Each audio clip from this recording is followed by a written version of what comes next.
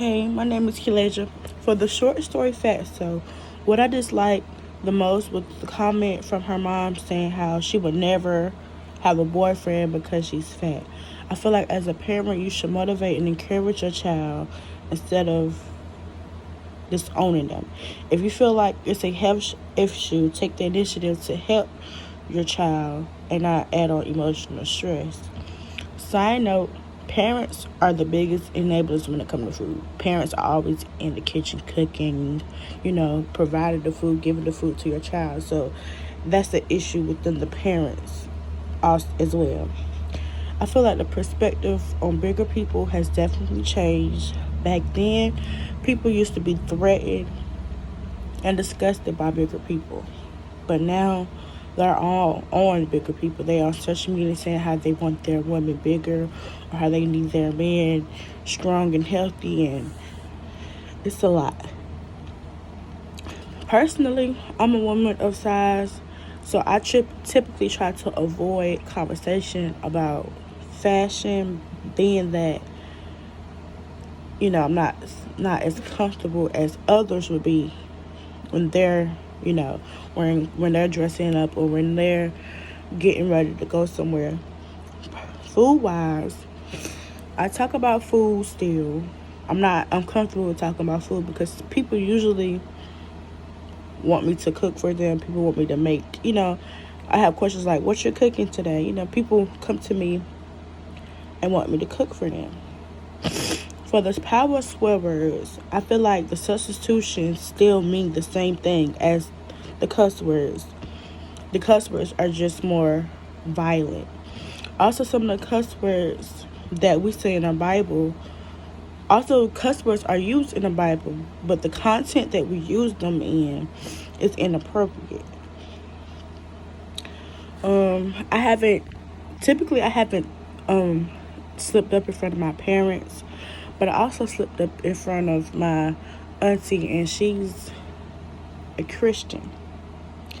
So that day that happened, we was having a conversation, and I was talking to her like she was one of my friends, because of course you're gonna cuss in front of your friends. You're gonna cuss in front of your friends. That's what you do, you know.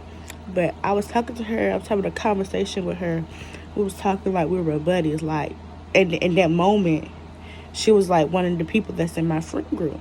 So the discussion that we were having, it got funny, got intense. So I slipped up and said the cussing word.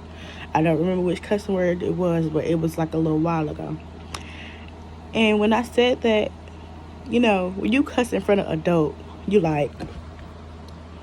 But she looked at me. She was like, "Did you cuss?" And I'm trying to play it off. I'm like, "Oh no, I said shoot," or whatever I said. She was like, "No, I heard you." I'm like, I didn't mean to say it, auntie. I was like, it slipped up. She said, "You need some soap in your mouth. You need to stop all that cussing." But me, I apologize, But, everybody cuss. Can't nobody say they don't. It's just the way you say it. People try to do these substitutions, but it really means the same thing. People really try to do substitutions, but it means the same thing. So,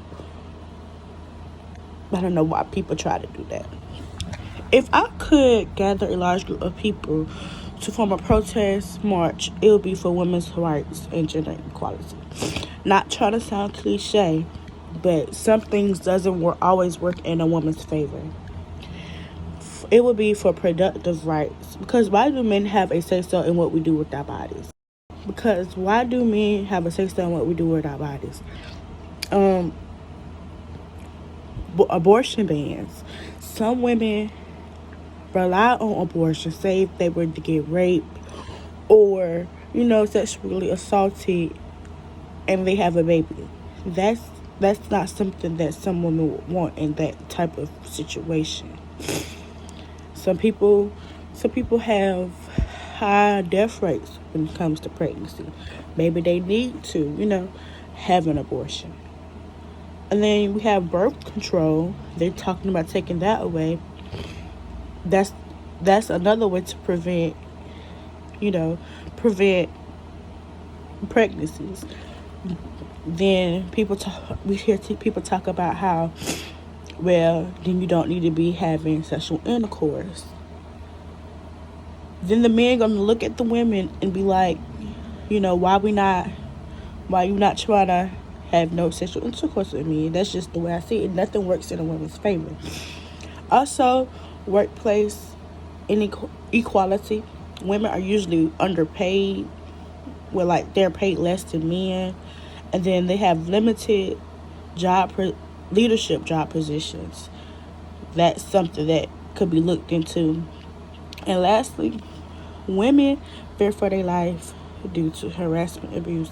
Not saying that men doesn't get harassed and abused, but statistically, women are more harassed, assaulted. They're more likely to get robbed, raped, and stuff like that.